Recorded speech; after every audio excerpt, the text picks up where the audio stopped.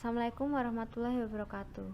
Kami dari kelompok 10 yang beranggotakan Afrilia Putri dengan NPM 1901010064, Tiara Gita dengan NPM 1901010090, Nida Ahmad dengan NPM 19010091, Nova Resmita dengan NPM 1901010092 akan mempresentasikan tentang asuransi.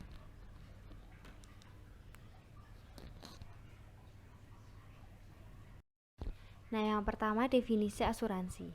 Menurut KUHD pasal 246 disebutkan bahwa asuransi atau pertanggungan adalah suatu perjanjian dengan mana seorang penanggung meningkatkan diri kepada seorang tertanggung dengan menerima suatu premi untuk penggantian kepadanya karena suatu kerusakan atau kehilangan keuntungan yang diharapkan yang mungkin akan dideritanya karena suatu peristiwa yang tidak tertentu. Pengertian asuransi yang lain adalah merupakan suatu pelimpahan resiko dari pihak pertama kepada pihak lain. Dalam pelimpahan dikuasai oleh aturan-aturan hukum dan berlakunya prinsip-prinsip serta ajaran yang secara universal yang dianut oleh pihak pertama maupun pihak lain. Dari segi ekonomi, asuransi berarti suatu pengumpulan dana yang dapat dipakai untuk menutup atau mengganti rugi kepada orang yang mengalami kerugian. Nah, selanjutnya ada prinsip-prinsip asuransi. Yang pertama, insurable interest. Prinsip ini bisa diartikan bahwa seseorang hanya diperbolehkan mengasuransikan sesuatu yang memiliki hubungan ekonomi serta diakui secara hukum. Yang kedua, utmost good faith. Arti dari prinsip ini ialah baik pemegang polis maupun perusahaan asuransi harus bertikad baik dalam melakukan perikatan. Nah, yang ketiga, indemnity. Prinsip ini menegaskan manfaat asuransi bagi pemegang polis. Jadi, asuransi berfungsi mengembalikan posisi keuangan nasabah jika terjadi suatu resiko ke posisi sebelum terjadi risiko. Yang keempat, subrogation. Prinsip ini berarti perusahaan asuransi sebagai penanggung risiko mengambil posisi tergantung dalam menuntut ganti rugi jika terjadi resiko. Nah, yang kelima, contribution. Prinsip ini berlaku untuk satu objek yang diasuransikan ke lebih dari satu perusahaan asuransi. Yang keenam atau yang terakhir, proximate cost. Prinsip ini akan menjadi rujukan perusahaan asuransi dalam menentukan kondisi yang menjadi penyebab utama terjadinya risiko serta syarat pencarian manfaat. Manfaat asuransi. Manfaat dari mendaftar asuransi secara umum yang akan didapat yaitu yang pertama, memberikan ketenangan, yaitu memberikan proteksi dari risiko ketidakpastian dan dipercaya lebih mampu meningkatkan rasa percaya diri bagi individu pemegangnya. Yang kedua, sebagai investasi dan tabungan. Asuransi yang diperuntukkan investasi memberikan kelonggaran dan fleksibilitas dalam memilih masa pertanggungan. Biasanya akan ada 3 pilihan waktu masa pertanggungan, yaitu 5, 7, dan 10 tahun.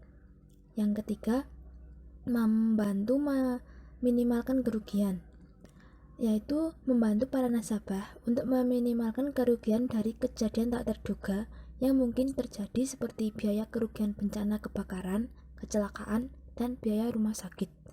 Yang keempat, membantu mengatur keuangan, seperti ketika terjadi kejadian tak terduga dan mengharuskan mengeluarkan biaya yang cukup banyak untuk menanggulangi hal tersebut. Dengan memiliki asuransi, kita tidak perlu membayarkan biaya penuh atas kerugian yang dialami, karena pihak penyedia layanan jasa asuransi akan menyediakan ganti rugi. Yang selanjutnya, manfaat asuransi berdasarkan jenisnya. Yang pertama, asuransi kesehatan. Asuransi jenis ini memberikan manfaat kepada pemegang polis atas jaminan kesehatan atau perawatan ketika terjadi kecelakaan atau jatuh sakit. Asuransi kesehatan menjamin ketersediaan dana yang dibutuhkan untuk membiayai kebutuhan kesehatan, contohnya biaya rawat inap dan biaya operasi. Yang kedua, asuransi jiwa. Asuransi ini diperuntukkan bagi orang yang menanggung kerugian finansial tidak terduga yang disebabkan oleh resiko kematian atau resiko hidup terlalu lama. Yang ketiga, asuransi jaminan hari tua. Tujuan asuransi ini memberikan kepastian pendapatan pemegang polis ketika telah menjalani masa pensiun dan juga kepada keluarganya apabila tertanggung meninggal dunia. Yang keempat, asuransi pendidikan. Asuransi pendidikan dikenal sebagai alternatif tabungan pendidikan bagi anak yang direncanakan akan menjalani masa sekolah di tingkat SD hingga perguruan tinggi. Yang terakhir, asuransi properti. Asuransi properti merupakan salah satu jenis asuransi yang memberikan jaminan kepada para pemegang polisnya untuk menjaminkan rumah atau bisnis yang menjadi subjenis asuransi properti. Jenis perusahaan asuransi. Terdapat 3 jenis perusahaan asuransi. Yang pertama, perusahaan asuransi umum. Perusahaan asuransi umum adalah perusahaan yang memberikan jasa pertanggungan risiko yang memberikan penggantian karena kerugian, kerusakan, dan kehilangan keuntungan atau tanggung jawab hukum kepada pihak ketiga yang mungkin diterita tertanggung atau pemegang polis karena terjadinya suatu peristiwa yang tidak pasti. Yang kedua, perusahaan asuransi jiwa. Perusahaan ini memberikan jasa dalam penanggulangan risiko yang memberikan pembayaran kepada pemegang polis tertanggung atau pihak lain yang berhak dalam hal tertanggung meninggal dunia atau tetap hidup. Yang ketiga, perusahaan reasuransi. Perusahaan reasuransi adalah perusahaan yang memberikan jasa dalam pertanggungan ulang terhadap risiko yang dihadapi oleh perusahaan asuransi kerugian, perusahaan asuransi jiwa, perusahaan penjaminan, atau perusahaan reasuransi lainnya. Perusahaan penunjang asuransi. Yang pertama, perusahaan pialang asuransi, yaitu perusahaan yang memberikan jasa keperantaraan dalam penutupan asuransi atau asuransi syariah dan penanganan penyelesaian ganti rugi asuransi dengan bertindak untuk kepentingan tertanggung. Yang kedua, perusahaan pialang reasuransi. Perusahaan pialang reasuransi adalah perusahaan yang memberikan jasa keperantaraan dalam penempatan reasuransi dan penanganan penyelesaian ganti rugi reasuransi dengan bertindak untuk kepentingan perusahaan asuransi, perusahaan penjaminan, dan perusahaan reasuransi. Yang ketiga, perusahaan penilai kerugian asuransi, yaitu perusahaan yang memberikan jasa penilaian terhadap klaim atau jasa konsultasi atas objek asuransi yang dipertanggungkan. Yang selanjutnya adalah dasar hukum asuransi. Yang pertama, Undang-Undang Nomor 2 Tahun 1992 tentang usaha perasuransian. Dilihat dari kedudukannya, undang-undang ini seringkali dijadikan sebagai dasar dari beberapa penetapan peraturan mengenai asuransi yang berlaku di Indonesia. Dapat dikatakan bahwa Undang-Undang Nomor 2 Tahun 1992 merupakan dasar hukum utama yang mengatur dan menentukan segala kegiatan asuransi. Yang kedua adalah KUHP atau Kitab Undang-Undang Hukum Pidana pasal 1320 dan pasal 1774. Undang-Undang KUHP pasal 1320 dan pasal 1774 menyatakan bahwa asuransi mengandung unsur perjanjian antara dua belah pihak di dalamnya. Karena mengandung unsur perjanjian maka akan termasuk dalam ruang lingkup hukum pidana. Sebagaimana dalam KUHP bagian 2 menjelaskan bab tentang syarat-syarat terjadinya suatu perjanjian yang sah, di mana hal tersebut dirinci dan dijelaskan dalam salah satu pasal, yaitu pasal 1320 yang menyatakan bahwa untuk sahnya perjanjian diperlakukan 4 syarat, yaitu kesepakatan merupakan yang mengikatkan dirinya, kecakapan dalam membuat suatu perikatan, suatu pokok persoalan tertentu, dan suatu sebab yang tidak terlarang. Yang ketiga, KUHD atau Kitab Undang-Undang Hukum Dagang. Bab 9 Pasal 246. Penjelasan secara umum dalam pasal 246 akan sangat terlihat kemiripannya dengan UU Nomor 2 Tahun 1992. Disebutkan pada bab 9 KUHD secara menyeluruh menjelaskan tentang ketentuan tentang jenis pertanggungan dan dari asuransi, batas maksimal pertanggungan yang diberikan asuransi, prosedural proses pertanggungan yang berlaku, penyebab batalnya proses pertanggungan, dan pertanggungan disusun secara tertulis dalam suatu akta atau polis asuransi. Yang keempat, Peraturan Pemerintah Nomor 73 Tahun 1992. Peraturan Pemerintah Nomor 73 Tahun 1992 membahas ketentuan yang mengatur tentang penyelenggaraan usaha perasuransian. Peraturan pemerintah terbentuk atas dasar tujuan asuransi yang secara prinsip mampu mendorong tumbuhnya pembangunan nasional Indonesia. Dan yang terakhir adalah Peraturan Pemerintah Nomor 63 Tahun 1999. Peraturan pemerintah ini merupakan perubahan pertama dari Peraturan Pemerintah Nomor 73 Tahun 1992. Tujuan yang dimuat dalam Peraturan Pemerintah Nomor 63 Tahun 1999 pada dasarnya memiliki kesamaan dengan peraturan sebelumnya, yaitu tentang penyelenggaraan usaha perasuransian. Kemudian ada tujuan asuransi. Yang pertama, asuransi sebagai pengalihan risiko. Ini merupakan tujuan utama dari asuransi, di mana pengalihan risiko dilakukan oleh tertanggung kepada pihak penanggung. Hal ini bisa terjadi karena adanya kesadaran dan pemahaman yang baik dari tertanggung mengenai kemungkinan ancaman bahaya atau kerugian terhadap harta, bendanya, atau keselamatan jiwanya. Yang kedua, asuransi sebagai ganti rugi.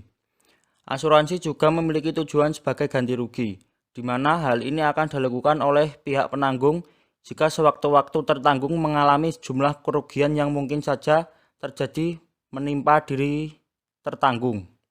Yang ketiga, asuransi sebagai pembayar santunan. Pada dasarnya, asuransi kerugian dan asuransi jiwa diadakan berdasarkan perjanjian bebas atau sukarela yang terjadi di antara penanggung dan tertanggung. Namun, di dalam prakteknya, perjanjian ini kemudian diatur berdasarkan undang-undang yang berlaku, sehingga pada akhirnya asuransi ini bersifat wajib, di mana tertanggung akan terkait dengan penanggung akibat adanya perintah undang-undang dan bukan karena perjanjian semata. Yang terakhir, asuransi untuk kesejahteraan anggotanya. Hal ini biasanya berlaku di dalam sebuah perkumpulan, di mana beberapa orang yang terhimpun akan menjadi tertanggung dari perkumpulan itu sendiri yang bertindak sebagai penanggung. Asuransi jenis ini mirip dengan cara kerja sebuah koperasi, yang mana asuransi ini saling menanggung atau asuransi usaha bersama yang tujuan utamanya adalah menjamin kesejahteraan anggotanya. Berlakunya asuransi. Masa berlaku asuransi akan didasarkan pada penutupan yang terjadi, di mana hak dan kewajiban penanggung dan tertanggung akan timbul pada saat ditutupnya asuransi, walaupun polis belum diterbitkan. Penutupan asuransi dalam prakteknya dibuktikan dengan disetujuinya aplikasi atau ditandatanganinya kontrak sementara atau yang disebut cover note dan dibayarnya premi.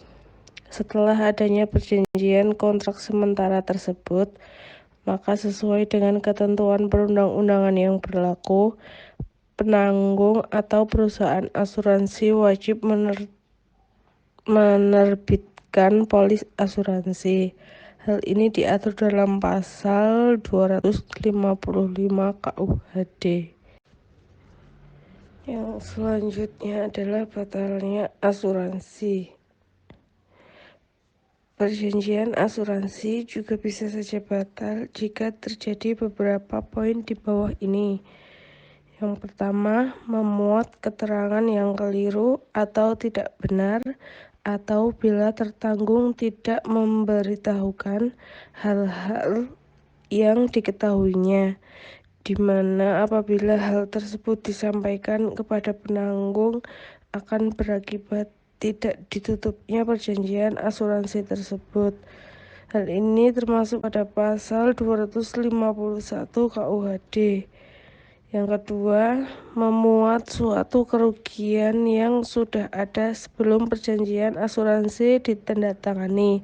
Hal ini termasuk pada pasal 269 KUHD.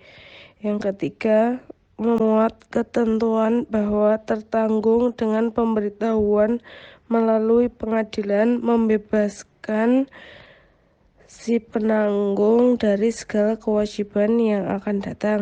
Hal ini termasuk pada pasal 272 KUHD.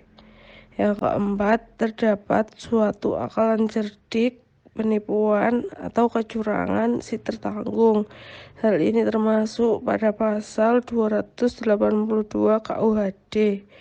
Yang terakhir, yang kelima, apabila objek pertanggungan menurut peraturan perundang-undangan tidak boleh diperdagangkan dan atas sebuah kapal, baik kapal Indonesia atau kapal asing yang digunakan untuk mengangkut objek pertanggungan menurut peraturan perundang-undangan tidak boleh diperdagangkan. Hal ini termasuk pada pasal 599 KUHD. Sekian presentasi dari kelompok 10. Mohon maaf jika banyak salah kata dan terima kasih atas perhatiannya. Wassalamualaikum warahmatullahi wabarakatuh.